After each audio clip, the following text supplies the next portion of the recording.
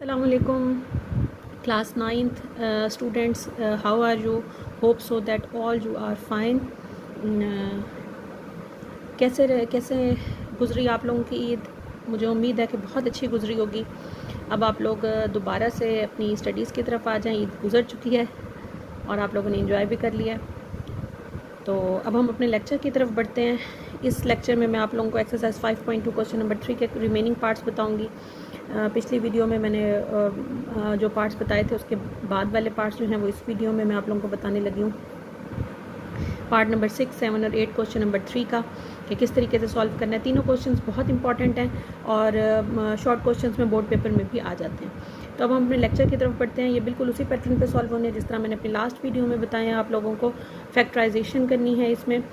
Part number 6 है जी 3x² - 38xy - 13y²। बिल्कुल उसी तरीके से जिस तरीके से मैंने लास्ट अपने लेक्चर में बताया था। मैं डिस्क्रिप्शन में लिंक भी आपको सेंड कर दूंगी ताकि आपको आसानी हो। वैसे प्लेलिस्ट में 5th चैप्टर आप देख सकते हैं, अपलोडेड है, तो वहाँ से भी आप देख सकते हैं। तो अब देखें 3x² - 38xy - 13y² क्वेश्चन की तरफ हम बढ़ते हैं। लेकिन उससे पहले अगर आप चैनल पे मेरे न्यू हैं और अभी तक आपने सब्सक्राइब नहीं किया तो सब्सक्राइब कर लें और बेल आइकन पे भी क्लिक कर दें ताकि मेरी नेक्स्ट वीडियो अपलोड होते ही आपके पास नोटिफिकेशन पहुंच जाए। तो 3x² - 38xy - 13y²। सबसे पहले आपने देखना है कि इस क्वेश्चन में हम कॉमन क्या ले सकते हैं।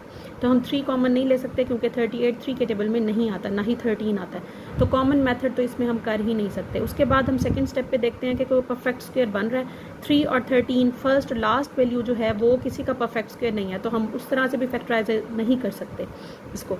जब ये दोनों चीज़ें नहीं हो सकती तो फिर हम थर्ड स्टेप की तरफ बढ़ेंगे। तीसरी चीज़ हम देखेंगे वो जो फैक्टराइजेशन मेथड है वो क्या होता है। लास्ट वैल्यू को फर्स्ट वैल्यू के कोफिशिएंट, फर्स्ट और लास्ट वैल्यू के कोफिशिएंट को हम मल्टीप्लाई करके चेक करते हैं। 13 को 3 से मल्टीप्लाई करें, 13y² है, 3x² है। 13 को 3 से मल्टीप्लाई करें तो 39 आता है और सेंटर में इधर इसके साथ 13 के साथ जो है साइन है वो क्या है जी, माइनस का साइन है।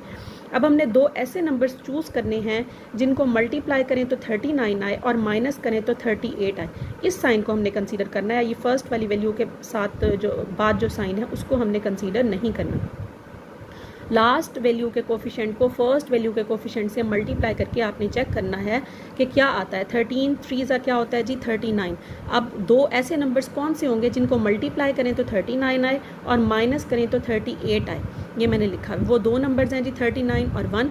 39 को 1 से मल्टीप्लाई करें 39 आता है और 39 में से 1 को माइनस कर दें तो 38 आता है। तो इसका मतलब है ये दो नंबर्स तो हमें मिल गए हैं। ये फैक्टराइजेशन का तीसरा तरीका है। पहला मैंने आपको बता दिया, कॉमन वो नहीं बन रहा, परफेक्ट स्क्वायर भी नहीं बन रहा, तो फिर हम ये थर्ड मेथड की तरफ चलेंगे फैक्टराइजेशन के, जिसमें हम कोफिशिएंट्स को मल्टीप्लाई करके चेक करेंगे।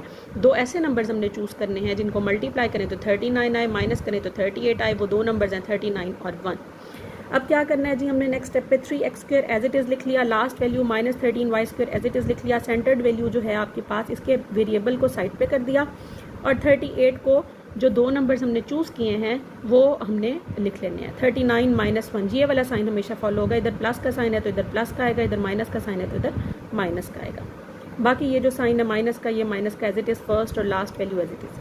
अब जी 3x² - 39xy से मल्टीप्लाई होके 39xy हो गया, माइनस माइनस प्लस 1xy से मल्टीप्लाई होके xy हो गया, -3y² एज इट इज़।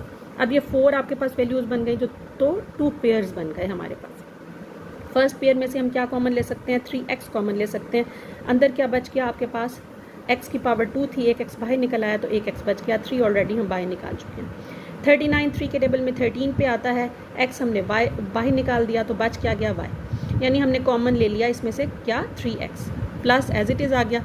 इन दोनों वैल्यूज़ में से क्या कॉमन आ सकता है, y की पावर 2 है, इधर y की पावर 1 है, तो स्मॉल पावर हम हमेशा हम कॉमन ले सकते हैं। y हमने कॉमन ले लिया, x हम कॉमन नहीं ले सकते क्योंकि फर्स्ट वैल्यू में है, सेकंड वैल्यू में नहीं है, और वेरिएबल कोफिशिएंट भी इसमें है तो इसमें नहीं है। तो सिंपल सिर्फ y कॉमन आ रहा है, तो बच क्या गया, x। साइंस को मल्टीप्लाई करेंगे, plus minus -13 as it is, और y की पावर 2 में से एक y बाहर निकल गया तो एक y बच गया, 13y आ गया। अब आपने इस स्टेप पे इसमें दो चीज़ों का ख्याल रखना है, एक तो इधर साइंस को ज़रूर मल्टीप्लाई करके चेक करना है, माइनस माइनस प्लस, और फिर इसी साइन को अंदर वाले साइन से मल्टीप्लाई करके चेक करना है, प्लस माइनस माइनस। ये आपने ज़रूर करना है, मतलब साइंस का ध्यान रखना है। अब देखें x minus 13y, x minus 13y ये दोनों बिल्कुल सेम होनी चाहिए। अगर ये सेम है तो आपको खुद ही पता लग जाएगा कि आपका क्वेश्चन बिल्कुल सही चल रहा है। अब जो दोनों सेम हैं, अब आपके पास ये एक फुल वैल्यू बन गई और ये दूसरी फुल वैल्यू बन गई। इन दोनों फुल वैल्यूज़ में से हम क्या कॉमन ले सकते हैं, यानी सेम जो चीज़ है वही कॉमन आएगी ना। तो x minus 13y, x minus 13y ये हमने कॉमन ले लिया। जो बच गया वो क्या है जी, 3x और प्लस y। ये आपके पास फाइनल आंसर हो गया। होप सो आपको क्वेश्चन समझ आ गया होगा। इसी पैटर्न पे हम पार्ट नंबर 7 देखते हैं।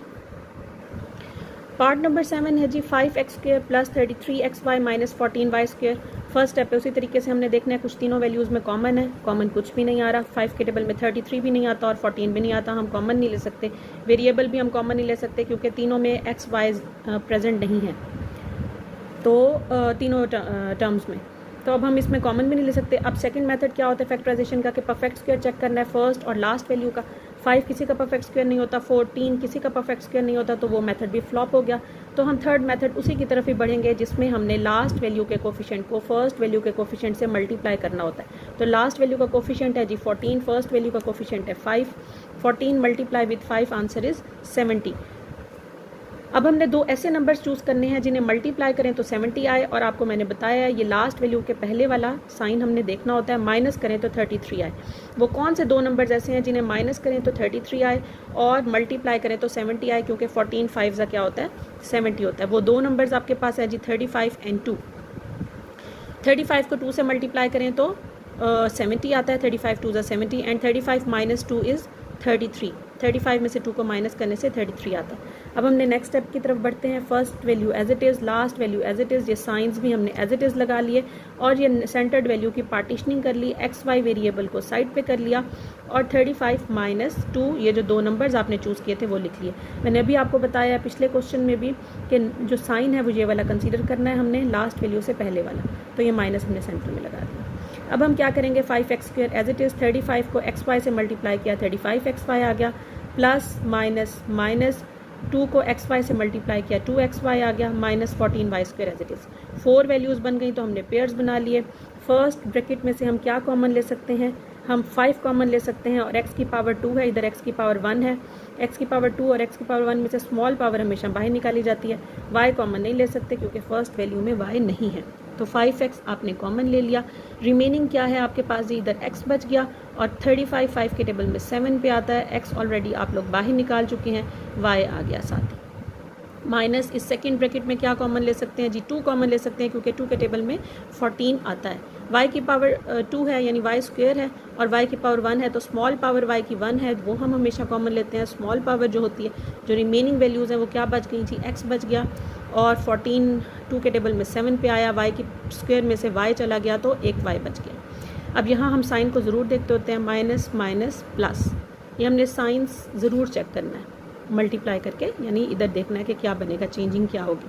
अब देखें x + 7y, x + 7y दोनों वैल्यूज़ सेम है, ये दोनों वैल्यूज़ सेम होनी चाहिए। इसी से ही हमें पता चल जाता है कि हमारा क्वेश्चन बिल्कुल सही, हम इसको सॉल्व कर रहे हैं। अब ये 5x x + y 7y ये एक वैल्यू हो गई और 2y x + 7y ये दूसरी वैल्यू हो गई। इन दोनों वैल्यूज़ में से क्या कॉमन ले सकते हैं, कॉमन वही होता है जो सेम होता है, जो दोनों में हम दोनों में से निकाल सकते हैं बाहर। तो x + 7y दोनों में प्रेजेंट है, उसको हमने बाहर निकाल लिया और जो रिमेनिंग वैल्यूज़ हैं फर्स्ट और सेकंड वैल्यू की, क्या रिमेनिंग है जी, 5x इसमें बच गया और इसमें 2y बच गया, माइनस का साइन एज इट इज़, तो वो हमने सेकंड ब्रैकेट में लिख लिया। This is your final answer. अब हम इसके थर्ड पार्ट की तरफ बढ़ते हैं, वो भी बिल्कुल इसी पैटर्न पे है। थर्ड पार्ट है जी 5x - 1/x whole square plus 4 5x - 1/x प्लस 4। अब इसमें देखें ये परफेक्ट स्क्वायर वाला मेथड हम अप्लाई कर सकते हैं इसमें फैक्टराइजेशन के लिए, क्योंकि 4 का परफेक्ट स्क्वायर होता है 2 और ये वैल्यू भी परफेक्ट स्क्वायर में ही है। मैंने आपको बताया था कि पहले हम देखते होते हैं कॉमन मेथड, कॉमन नहीं होता तो फिर हम परफेक्ट स्क्वायर मेथड देखते हैं, परफेक्ट स्क्वायर भी नहीं होता तो फिर हम ये वाला मेथड अप्लाई करते हैं जो हमने लास्ट 2 क्वेश्चंस में किया है। तो अब देखें इसमें तो perfect square method easily apply हो रहा है क्योंकि 4 का परफेक्ट स्क्वायर होता है जी 2 का होल स्क्वायर आ गया। First value already perfect square की फॉर्म में है और सेंटर्ड वैल्यू को हम ओपन करके लिख देंगे इस फॉर्मूले के according. A plus b whole square is equal to a square plus 2ab प्लस बी स्क्वायर है। ए स्क्वायर यानी फर्स्ट वैल्यू, ये पूरी वैल्यू ए की है, ये स्क्वायर फॉर्म में है। लास्ट टू का स्क्वायर, ये बी की वैल्यू है, बी भी स्क्वायर फॉर्म में है तो ये भी स्क्वायर फॉर्म में है। सेंटर में है जी 2ab, तो 2 के साथ हमने a की वैल्यू क्या थी, ये पूरी वैल्यू थी 5x माइनस 1/x, और साथ ही है b क्या है जी 2 है, तो साथ 2 लगा दिया। यानी इस फॉर्मूले के अकॉर्डिंग हमने इसको ओपन कर लिया। अब हम इसको जब क्लोज करेंगे तो क्या होगा, a plus b whole square, यानी सिर्फ a की वैल्यू लिखेंगे और b की वैल्यू लिखेंगे और फिर स्क्वायर बना देंगे। a की वैल्यू क्या है 5x minus 1/x square, b की वैल्यू आपके पास 2 है, तो हम फिर इसको क्लोज करते हैं। हाँ जी, ये देखिए हमने क्लोज कर दिया। a plus b whole square को, a की वैल्यू 5x माइनस 1/x थी, b की वैल्यू 2 थी, सेंटर में प्लस का साइन था फॉर्मूले के अकॉर्डिंग, तो हमने इसको क्लोज कर दिया, यानी इसकी पावर 2 हो गई, स्क्वायर हो गया। स्क्वायर को क्या मतलब है कि 2 है पावर, यानी ये पूरी वैल्यू 2 टाइम्स हम लिख सकते हैं, तो 5x माइनस 1/x प्लस 2 और 5x माइनस 1/x प्लस 2 ये हमने 2 टाइम्स लिख दिया, और यही हमारे पास इसका फाइनल आंसर हो गया। होप सो आपको क्वेश्चन इजीली समझ आ गए होंगे। नेक्स्ट वीडियो में इंशाल्लाह मैं इसी एक्सरसाइज के क्वेश्चन नंबर 4 के पार्ट्स आप लोगों को बताऊंगी वो किस तरीके से सॉल्व होने हैं। तब तक के लिए अल्लाह हाफिज़।